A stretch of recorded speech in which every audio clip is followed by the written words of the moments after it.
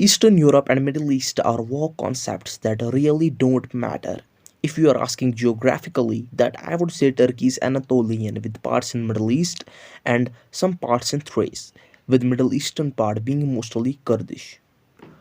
Many Turks reject the label Middle Eastern because they associate with Arabs. However, the Middle East always includes non-Arab Iran and often includes Cyprus, which is also non-Arab and an EU member.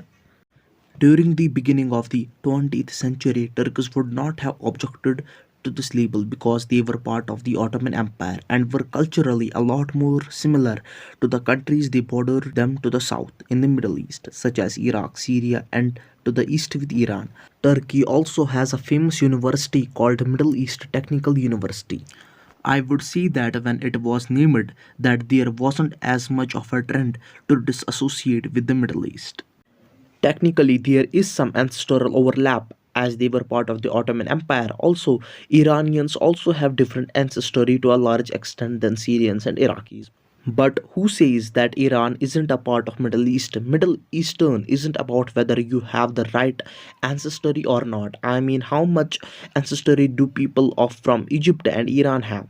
Not much in common there. It's not ancestry, it's a political type label, not a continent. Turkey has culturally, after the establishment of a republic under Ataturk, who was born in Europe, in the Balkans, approached European culture somewhat.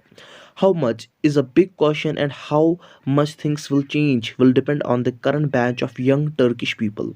Obviously, it's still very Eastern, and as the Turkish state is promoting autocracy style rule similar to what you find in the Middle East, it invokes religion and East versus West, and it is intervening in Middle Eastern countries to do some extent. Turkey's politicians and people associate with the Middle East on some level. Of course, I would not agree that Turks do have ancestry from people not from the Middle East like Georgia, Bulgaria, Greece, Armenia, and Central Asia, but they also have a lot of ancestry from the ancient peoples from Asia Minor, Anatolia, and also the Levant.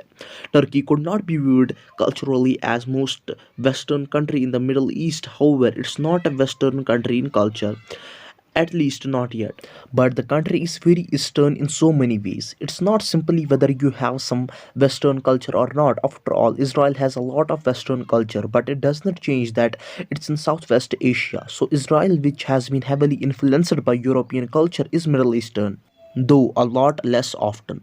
Turks may protest that their country is not in the Middle East through Anatolia is in West Asia, historically Asia Minor, and it touches Syria, Iraq, and Iran, which all are Middle Eastern countries. At any rate, only a small percentage of Turkey is located in Europe. Only 3% of the country is geographically in Europe. You can argue that Turkey is both European and Middle Eastern. It is European because a small percentage of the country is in Europe. It also has European influences. It's part of the Council of Europe, the common market, and it also has people who came somewhat recently from the Balkans. But most of the country is Anatolia, which is in West Asia. People label it as both. Also, this notion that Middle Eastern is Arab is nonsense, as maps include non Arab countries like Iran, Israel, and Cyprus.